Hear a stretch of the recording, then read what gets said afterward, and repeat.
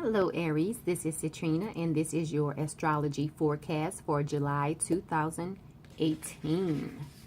So what do we have here? Well, one big thing that's happening this month is that Mercury will be retrograde. It goes retrograde on July 26th and it will be retrograde until August 18th. So remember, Mercury rules communication, it rules technology, it rules travel. So anything related to those areas, there will be a sense of delay or confusion around that. So this is not a time to sign any contracts. It's not a time to buy any new technology, plan travel. If you have travel booked already, you can still take your trip. But it's not really a time to try to book anything. So between July 26th through August 18th, it's not a good time to buy technology, sign contracts, and you can also expect miscommunication, such as, let's say you're typing up an email to send out and someone calls you and they're like, I thought you were going to email me the information, and you double check and you realize that you typed the email up but you did not press send. Things like that will happen when Mercury is retrograde. So watch out for that. Okay. The good thing is that it's only for a short period of time. So let's look at Venus, because Venus is going to be in Leo until the 10th, and then on the 10th it goes into Virgo. Now Venus in Leo compared to Venus in Virgo, those are two different energies. So when Venus is in Leo, you want to splurge. If you're dating, you want to go out on the town. You want to go to the expensive restaurants, things like that. Now when Venus is in Virgo, it's more of a frugal energy. So keep that in mind. Now Venus in Virgo will be in your 6th house. So if you're dating anyone, you will be, another thing, Venus in Virgo is more of like an analytical energy. So when you're dating or if you're in a relationship, this falls in your 6th house. So you will be looking closely at how the person you're dating takes care of their health, how they handle their day-to-day activities, things of that nature. So if you are dating an Aries, try to let them know that, you're in shape, you take care of yourself, you eat right, things of that nature. Because the Aries person is going to be looking at that when they're dating this month. Or if you're an Aries, you're going to be attracted to a person who takes care of themselves, a person who, is into fitness, eats healthy, sticks to a daily routine, things of that nature. So that's Venus for this month. Let's look at Mars, because Mars is going to be retrograde until August 26th. And remember, when Mars is retrograde, Mars really doesn't want to do anything. But remember, just because it doesn't want to do anything doesn't mean that it can't do anything. So Mars is still Mars. Keep that in mind. And let's see, for you, Mars is in Aquarius in your 11th house. So until maybe after August 26th, you might find yourself not really wanting to spend too much time with your friends during that time. Let's look at Jupiter, because Jupiter goes direct on July 10th.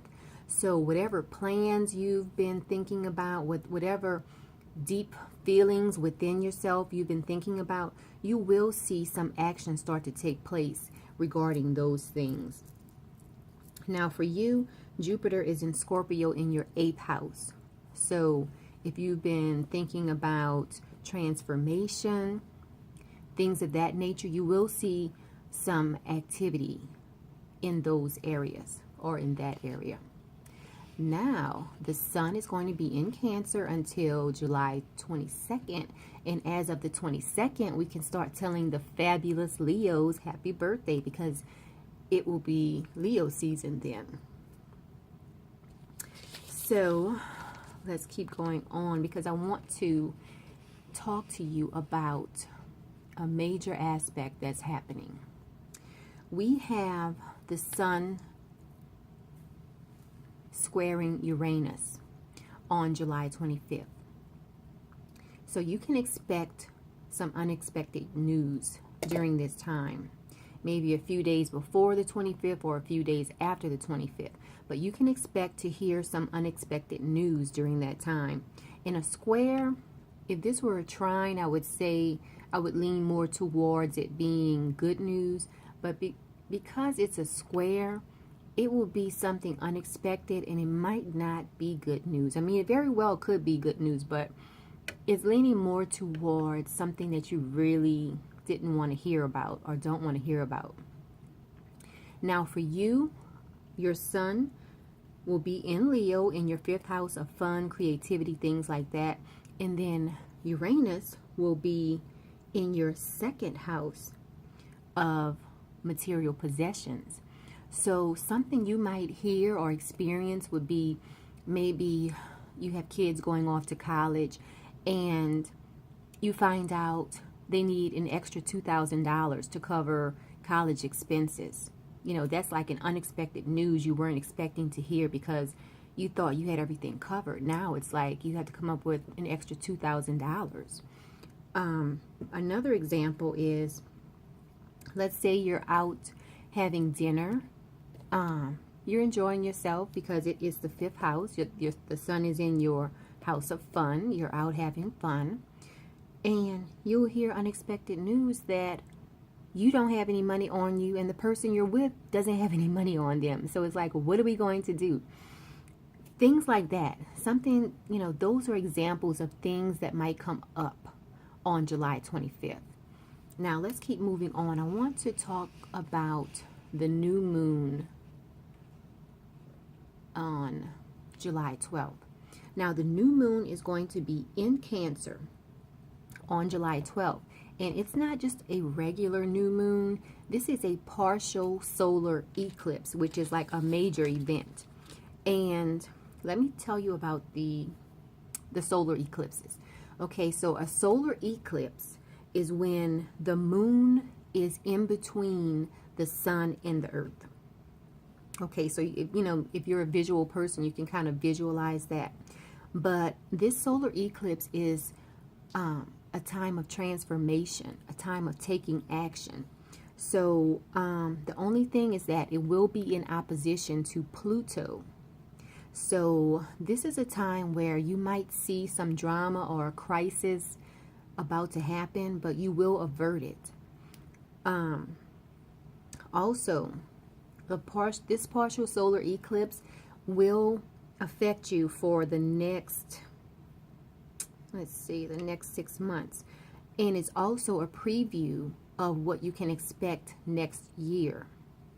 Okay, now, most people will feel some sort of energy from this aspect. However, Aries, Cancers, Libras, and Capricorns will feel it the most. Okay, so I'm going to pull one card to see what you need to concentrate on at this new moon. Okay, so I'm going to shuffle these cards and pull one card for Leo. Let me just get this together. Okay, I'm sorry. I'm pulling one card for Aries to see what you need to concentrate on at this new moon in Cancer. Okay, let's see. Aries, what do you need to concentrate on at this new moon in Cancer? Here we go. Okay, you need to concentrate on a spiritual union. So that's really great. At this new moon, which is a partial solar eclipse, you need to concentrate on a spiritual union with someone. So that's really great for you. That's something pleasant to concentrate on. So when you sit down and you write down your new moon wishes, write out, if you're single, write out everything you want in a mate. Okay? And because the new moon is a great time for new beginnings, to plan, you know, your new beginnings. Now, let's also look at what's going on with this full moon that we have, because this is another major aspect, because it's not just a regular moon, full moon. This is a total lunar eclipse. So it's a major event that's happening. So when we have a lunar eclipse, it's a time where the earth is in between the sun and the moon. Okay, now most of us will feel this energy. It's going to be an emotional energy, okay? Most of us will feel the energy, but if you are a Taurus, Leo, Scorpio, or Aquarius, you will feel it the most. Remember to just remain calm under this transit, because it is an emotional, it will be an emotional time during this period, because we also at the same time have Mars squaring Uranus. Okay, but one thing that will help you out, that will help everything out during this emotional period, is that Uranus is in a good connection to Saturn. So, and we know, so that's going to be helping everyone out to get through this emotional period. Remember, eclipses are all about, if something isn't working in your life, whether it's a thing or a person or even a place, the eclipse is there to help you get it out of your life. Okay, so consider, especially the partial solar eclipse, you can definitely consider that a gift from the universe, even though it might not feel like it at the time. And why do I say that? I say that because sometimes in life, there are things that we know we need to let go of, and we just refuse to do it. Well, when we have an eclipse, it pushes us to do it. So keep that in mind. Now, also, I want to talk about two groups of transits that are very important this month. I mean, I've already mentioned them here, but the first group is Jupiter going direct in Scorpio, and along with the new moon in Cancer on July 12th.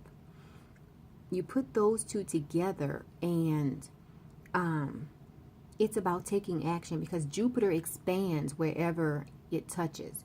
And right now it's touching you in your 8th house of other people's money, transformation, things of that nature, even sex. So Jupiter is expanding that area for you. And then we have the new moon in Cancer, which falls in your 4th house, dealing with home and family life.